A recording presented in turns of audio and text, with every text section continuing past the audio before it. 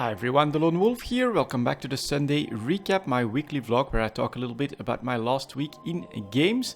First of all, I want to start with giving you guys a little bit of a heads up because the rest of the month and at least the entire month of March is going to be very busy at my work.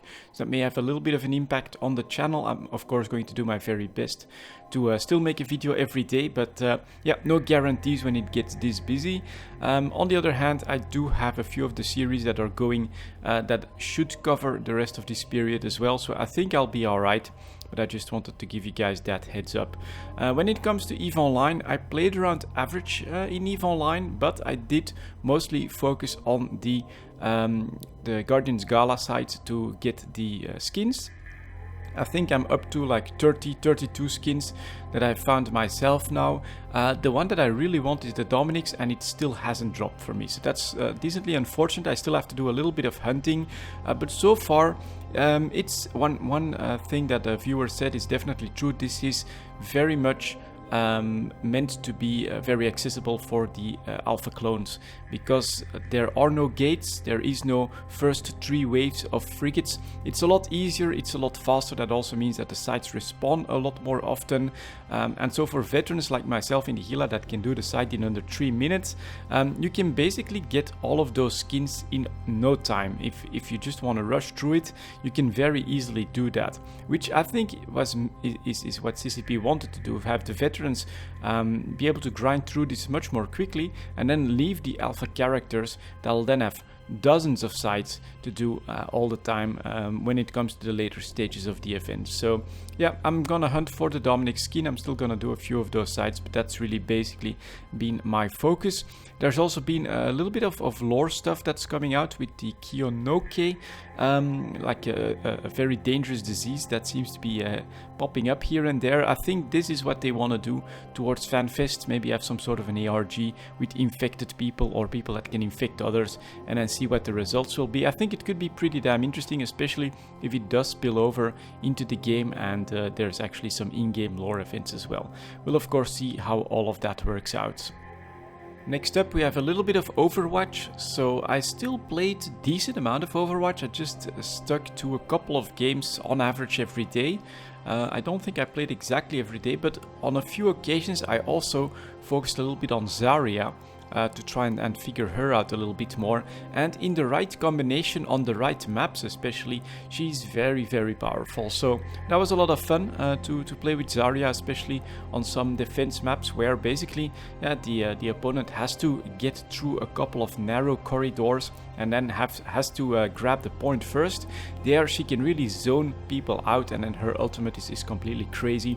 Can give you this turnaround option much more than something like the D.Va ult, which is often very easily dodged in the same type of maps. So yeah, it was a lot of fun playing Zarya. I also tried to play a little bit of Ana and compare it to Lucio, but I must say Ana is probably better and more powerful, but much more aim dependent, and it depends a lot on your team combination.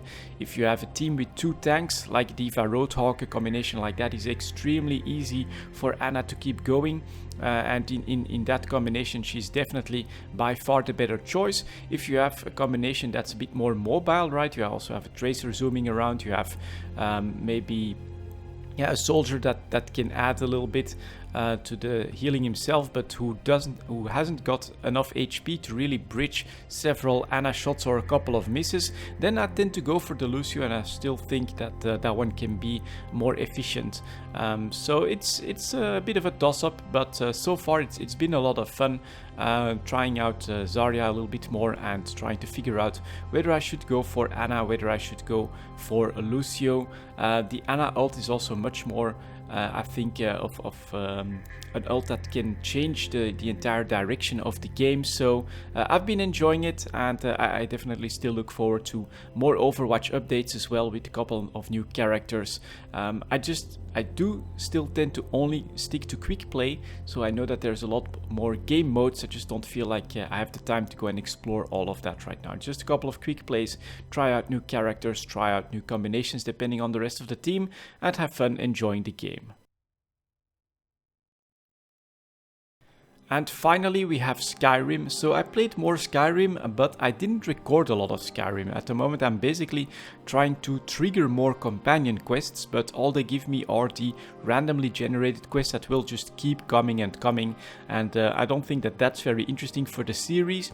But I've also become a lot more powerful being a master enchanter, so I've become way more tanky. I definitely focus on heavy armor, on better resistances, on things like that. So it's pretty damn cool to play more Skyrim, but right now I'm going to look for basically the next series, the next set of quests that I want to do in order to cover those in the video. I also switched from Lydia to the priestess of Azura as my companion. She has powerful spells that does make it pretty damn cool when there's an actual difficult fight or a long fight with a lot of enemies. Then you can see her blast lightning spells all over the place, use her staff more often.